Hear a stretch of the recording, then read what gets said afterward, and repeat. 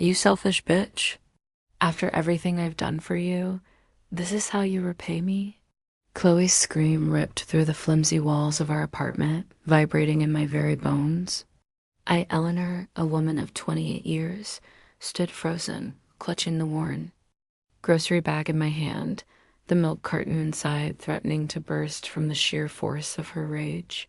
Her face, usually so composed, was contorted into a mask of pure fury, a vein throbbing ominously in her temple as she launched herself across the living room towards me.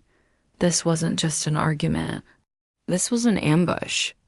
Her hand, surprisingly strong, smacked the bag from my grasp, sending milk and bread scattering across the worn linoleum. You think you can just walk in here acting like butter wouldn't melt in your mouth after what you did? She shrieked, her voice laced with venom. I recoiled, my heart pounding a frantic rhythm against my ribs, struggling to comprehend the depth of her anger. What had I done? What twisted narrative had she spun this time to justify this explosive confrontation? This public humiliation in the privacy of our own home? What are you talking about, Chloe? I yelled back, my own voice raw with a mix of shock and rising indignation, finally finding my footing against her assault. What exactly have I done? Besides paying your half of the rent for the past 2 years, buying your groceries and covering your endless emergencies?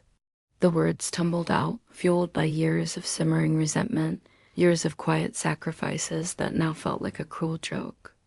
The air crackled with a palpable tension, each accusation a fresh spark igniting the tinderbox of our shattered friendship. Her eyes, usually a soft hazel, were now blazing with an icy fury, devoid of any warmth or recognition. You think that makes you some kind of saint, Eleanor? You think throwing your scraps at me excuses your blatant betrayal? Her accusation hung in the air, thick and suffocating, completely unmoored from any reality I knew. Betrayal? The word stung far more than the physical shock of the scattered groceries.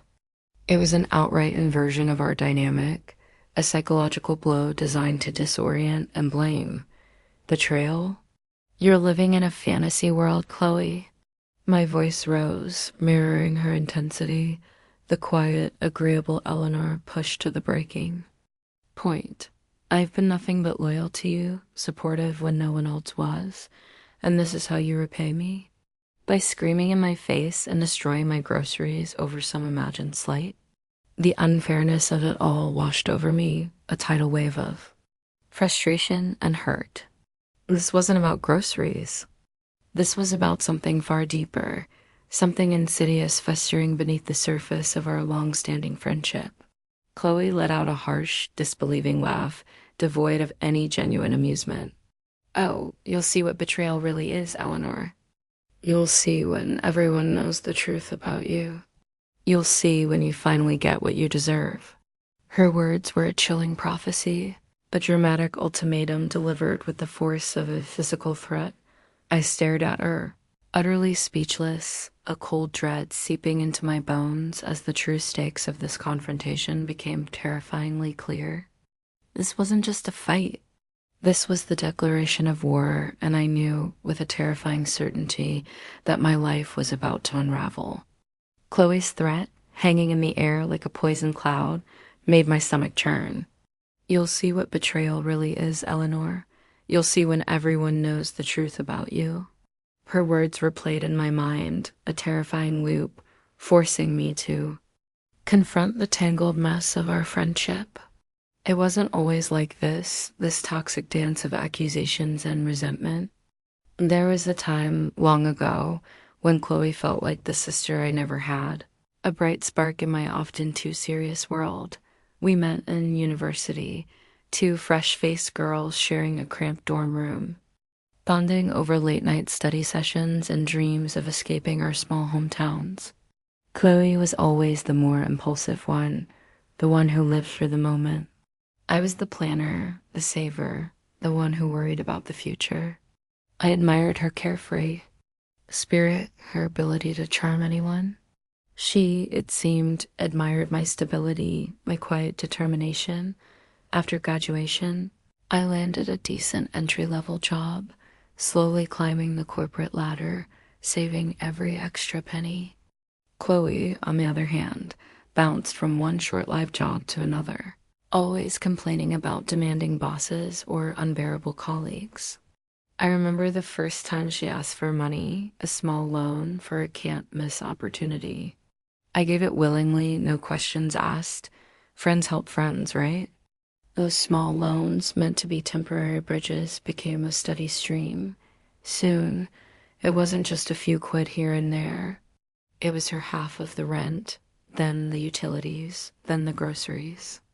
Just until I get my big break, Elle, she'd say, her eyes wide and earnest, and I'd believe her, because I wanted to.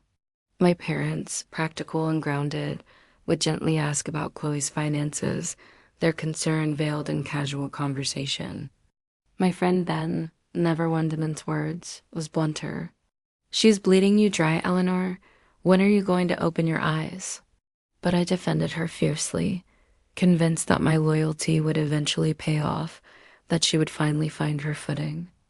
The biggest turning point was 2 years ago when Chloe lost another job, claiming wrongful termination. She was distraught, genuinely so, and I felt terrible. "Just move in with me permanently," I offered, swallowing my own growing anxiety. "We'll figure it out." Those few weeks stretched into months, then years. 2 years of me covering almost everything. 2 years of me working overtime, taking on extra projects, just to keep our heads above water while Chloe pursued creative ventures that yielded nothing but empty promises. I rationalized it, telling myself it was a temporary sacrifice for my best friend's well-being. The truth was, I had enabled her, allowed her to lean so heavily that she'd forgotten how to stand on her own. And somewhere along the line, her need had morphed into expectation, her gratitude into resentment. My recent promotion, the one that finally gave me a little breathing room, the one that allowed me to buy something nice for myself for the first time in years, became the trigger. She didn't see my hard work. She saw my success as a personal affront, a reminder of her own stagnation. And now she was ready to burn everything down to make sure I suffered as much as she felt she had. The stage was set, not for a simple argument, but for the unraveling of a decade of carefully constructed lies. Chloe's chilling promise, "You'll see when everyone knows the truth about you," echoed in my ears, a constant low thrum of dread. I expected her to escalate our personal arguments, maybe try to manipulate me with more tears or guilt trips. What I didn't expect was the cold, calculated campaign that unfolded in the days that followed. It started subtly, a chill in the air. When I walked into a room, a few quick glances exchanged between mutual friends before they turned away. It was like I was suddenly invisible, or worse, toxic. Then came the messages, the hushed phone calls I inadvertently overheard. My friend Sarah, who I'd known since primary school, sent me a vague text about being busy. Mark, a guy Chloe and I had both gone to university with, completely ignored my wave at the local coffee shop. The whispers began to reach me, carried on the wind, always with the same distorted narrative. Eleanor has changed. Eleanor thinks she's better than everyone now. Eleanor abandoned Chloe when she needed her most after promising to always be there. It was a systematic smear campaign, a subtle poisoning of my social well. Chloe wasn't just upset. She was weaponizing her victimhood, turning my own friends against me. I realized then that her truth was a carefully crafted lie, one she'd been perfecting for a long time. She was portraying me as the heartless villain, the one who pulled the rug out from under her, while conveniently leaving out the years of financial support, the emotional labor, the sheer weight of carrying her dreams on my back. I even overheard Chloe on the phone with her cousin, speaking in hushed, urgent tones. Eleanor thinks she's so clever, cutting me off, she whispered, her voice laced with a bitter triumph. But she won't dare kick me out. Imagine the scandal. Her reputation would be ruined. The chilling realization hit me then. This wasn't just about resentment. This was a strategic move. She wasn't just trying to hurt me. She was trying to force my hand, to make me keep paying, using public opinion as her leverage. The stakes had suddenly become terrifyingly real, Dot. It wasn't just my money on the line anymore. It was my name, my friendships, my future. Chloe wasn't just a friend in need. She was a master manipulator, and she had been playing a much longer, darker game than I ever could have imagined. I had been so focused on helping her, I completely missed the web she was weaving around me. And the most terrifying part, I had no idea how many more of her secret alliances, her twisted truths, were out there, waiting to strike. The weight of Chloe's calculated attacks pressed down on me, suffocating me under a blanket of false accusations and twisted truths. It wasn't just the whispers. It was the way old friends now looked at me, a subtle shiver in their eyes that spoke volumes. Even at work, where I'd always felt so confident, the air seemed thinner. My ideas, once welcomed, now met with quiet skepticism. The constant feeling of being judged, of being a villain in a story I didn't write, was a slow, agonizing torture. I felt utterly isolated, trapped in a nightmare where my own kindness had been turned against me. One particularly grueling afternoon, after a tense meeting where my presentation was picked apart with unusual vigor, I finally cracked. I walked into our apartment, which no longer felt like a sanctuary but a battleground, and found Chloe sprawled on the sofa, scrolling through her phone, a faint, almost imperceptible smirk playing on her lips. Her presence, once a comfort, was now an oppressive weight, and every breath felt like an effort. I thought of all the times I'd pulled all-nighters, fueled by cheap coffee, just to cover expenses for us both, and this was my reward, this public dismantling of my character.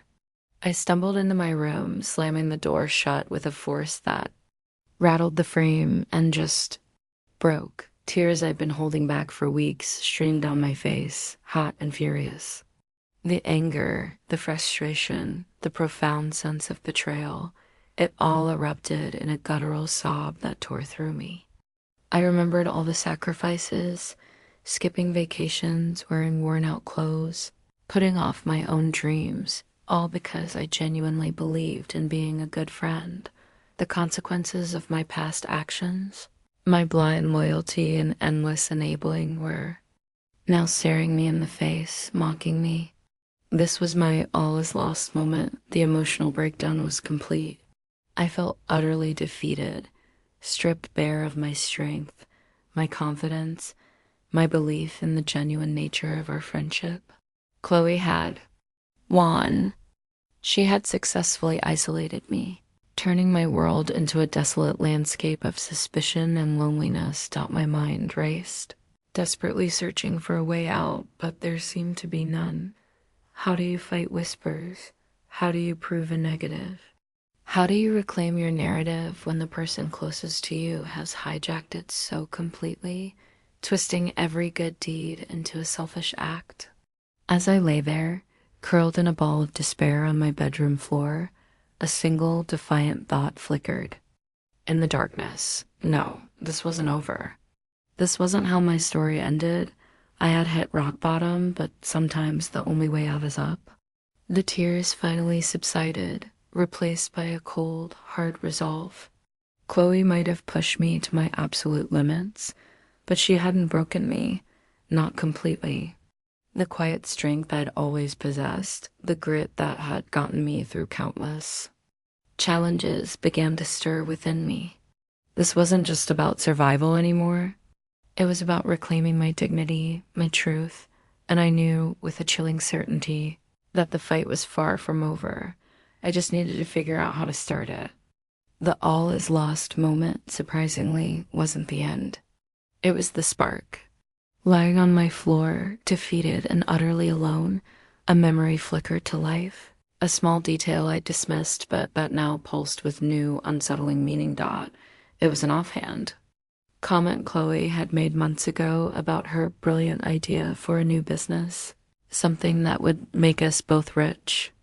I laughed it off then, another one of her grand schemes that would never materialize, but now a cold knot formed in my stomach. She hadn't asked me for money for it, which was unusual. Who had she gone to? Armed with this newfound icy resolve, I began to dig. I started with my own financial records, meticulously reviewing every transaction, every loan to Chloe, every bill I'd covered. It was a painful exercise, a stark reminder of my own foolishness. But I needed the hard facts. Then a game-changing piece of information emerged, not from my records, but from a surprising source. Ben, my loyal friend, who had always warned me about Chloe, called, his voice tight with concern. "Eleanor, I ran into David.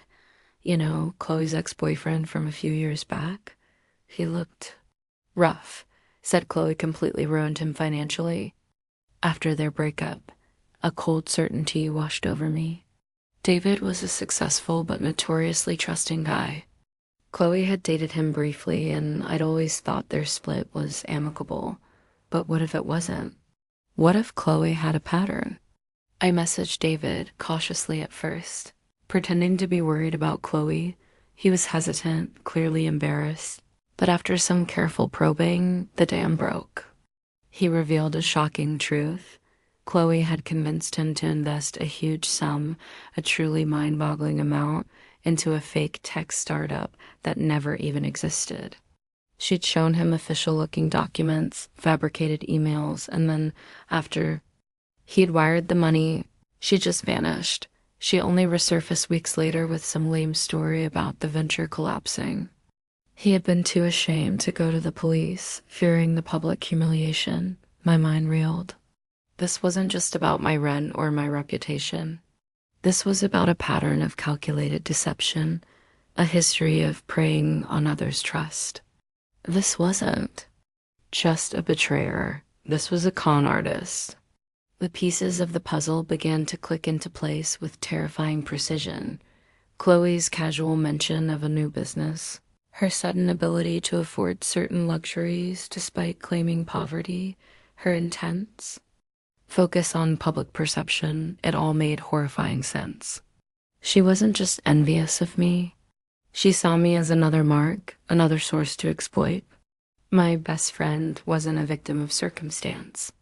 She was a predator. This revelation completely flipped the script on everything I thought I knew. Chloe wasn't just subtly undermining me. She was a serial manipulator with a history of financial fraud.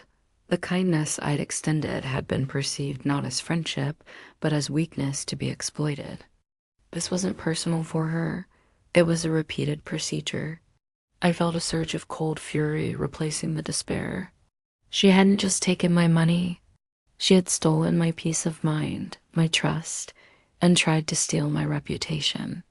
But now, armed with this explosive knowledge, the power dynamic had shifted. I wasn't just an underdog victim anymore.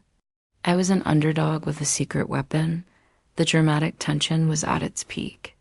Chloe had no idea I held the key to her downfall, and I was about to unleash it. The shocking truth about Chloe's past, especially defrauding David, transformed my despair into a cold, hard resolve. This wasn't just about getting my rent money back or clearing my name. This was about stopping a serial manipulator. The moment I held the evidence, David's detailed accounts, the fraudulent documents he'd kept, I felt a surge of power. I had known since this nightmare began. The underdog was finding her strength, not through anger, but through a precise, strategic plan. My first move was careful and quick. I didn't confront Chloe directly. Instead, I called a meeting with our closest mutual friends, the ones she had so cleverly turned against me. I invited Sarah, Maria, my old colleague who'd given me that initial warning, And even a hesitant Mark, another friend who'd pulled away, I didn't yell or accuse. I just presented the facts. I laid out the evidence of the rent payments I'd covered, the dates, the exact amounts. Then, with a heavy heart, I revealed David's story, showing them the documents he had provided. The silence in the room was deafening, broken only by gasps of disbelief. Sarah, who had been one of Chloe's biggest defenders, looked utterly devastated, her face pale. She told me Eleanor was just being selfish, she whispered, her voice cracking. The truth finally was out. The fallout was immediate and dramatic. One by one, the friends Chloe had so easily swayed began to distance themselves. Some reached out to me, full of apologies. Others just vanished from her life. The public shame she had planned for me was now, slowly and surely, turning back on her. The whispers about my selfishness were replaced by murmurs about Chloe's true nature. Chloe, still unaware of how much I knew, kept up her act. She'd still leave passive-aggressive notes about my coldness or make mean comments about my new things. But her power was fading fast. She no longer had an audience. When she tried to gather support, she found only empty echoes, the antagonists. Downfall had begun not with a loud bang, but with the quiet loss of her manipulated allies.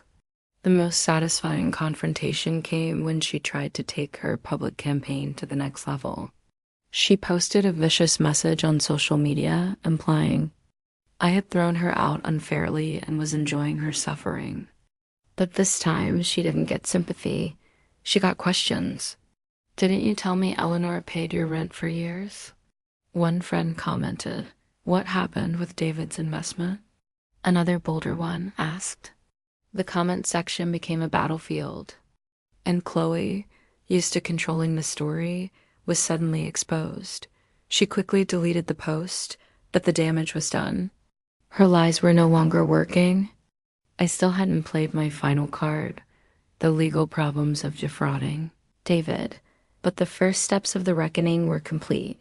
Chloe was isolated. Her carefully built image of a victim was shattered, and the weight of her actions was starting to crush her.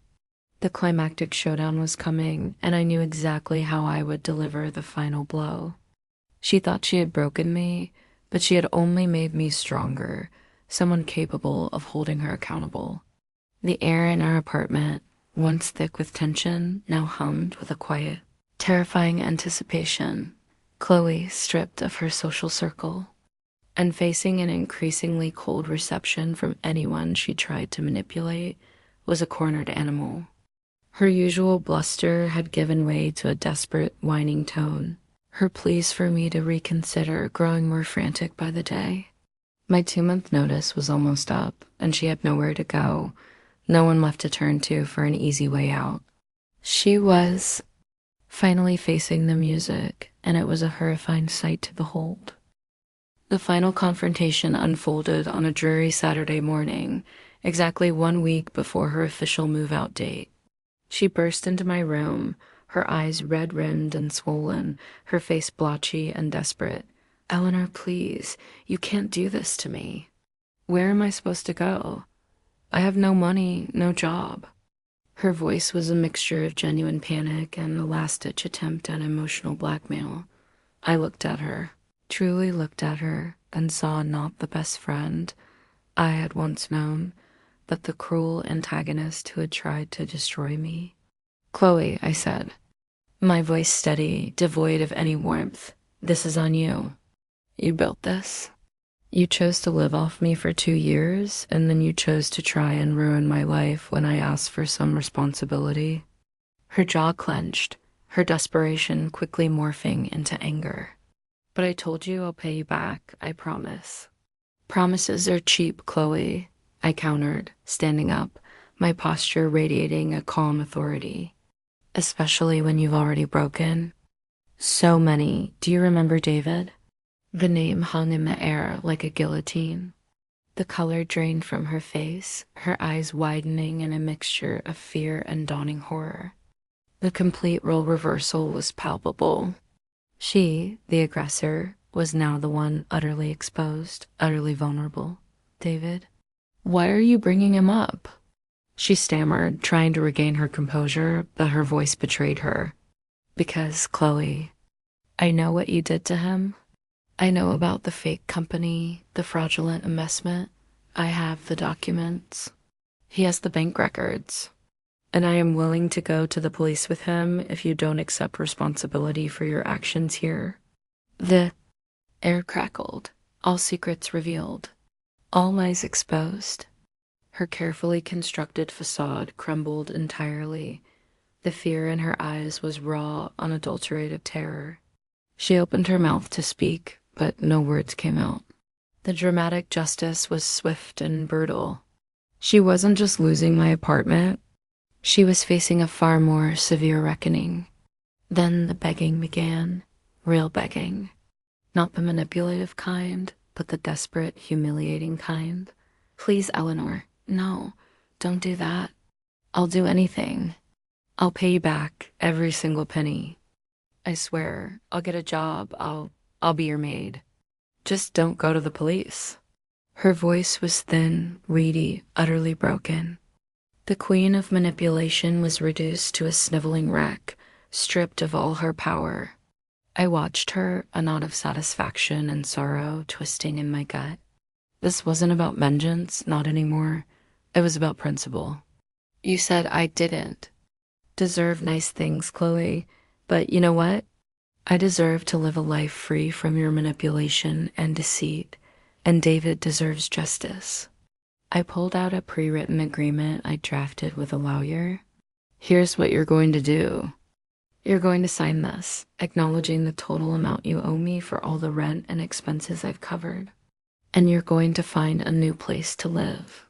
If you sign this, and if you cooperate with David's lawyer to repay him, I won't pursue legal action for the fraud. Otherwise, you'll be facing far more serious consequences. She stared at the document, then at me, then back at the document. Her hand trembled as she took the pen. The battle was over. The moral lesson was about to be delivered. The moment Chloe's trembling signature scrawled across that repayment agreement, a heavy weight lifted from my shoulders. It wasn't a moment of loud triumph, but more quiet, profound relief. The big showdown ended not with a bang, but with the soft scratch of a pen, marking the end of a toxic chapter and the painful start of her owning up to her actions. Life has a funny way of balancing things out. Chloe, the once charming friend who truly believed she was owed everything, faced the hard truth of her choices. Where is she now? Well, the immediate result was indeed homelessness. She moved in with a distant relative, miles away, a harsh but necessary lesson in standing on her own 2 feet. I've heard she finally got a steady, though humble job.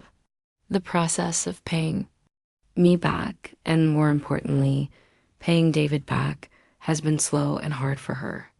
But she's doing it, even if she's not happy about it, proving that even those who feel most entitled can be made to face their financial responsibilities. There was no instant happy ending or sudden magic fix, just the slow, tough process of real world consequences. She still hasn't truly said sorry to me, but the consistent payments, even if they're small, are apology enough. As for me, Eleanor, the underdog who was pushed to her absolute limit, I found my strength not in revenge, but in setting firm boundaries. I learned the hard way that sometimes being a loyal friend means knowing when to walk away, when to protect yourself, and when to demand respect. I moved into a smaller, cozier apartment, a place that feels truly mine, free from the shadow of a false friendship.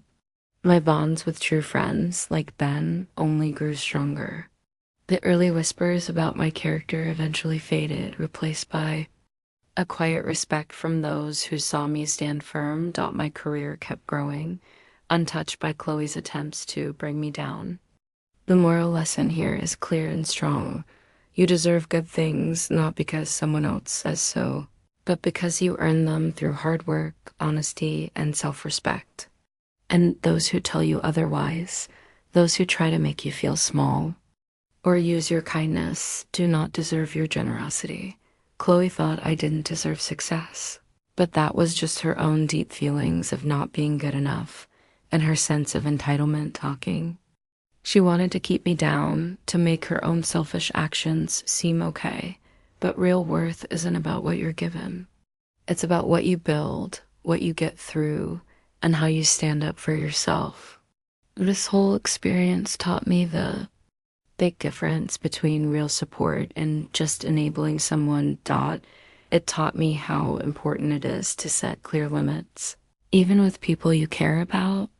It taught me that sometimes the kindest thing you can do for someone is to let them face the results of their own actions, giving them the tough but needed chance to grow. So to you watching this, I urge you, look closely at the relationships in your life. Are they built on real respect and true support, or are they uneven, draining you of your money, your energy, and your self-worth? Don't let anyone tell you that you don't deserve the good things you earn. And if they do, remember Chloe, remember her desperate pleas, and know that sometimes the most powerful act of self-love is to stop paying someone else's rent, both in money and in spirit. Your worth is not up for discussion. Go out there, earn your nice things, and stand strong in your right to enjoy them, free from the judgment and demands of others. You truly deserve it.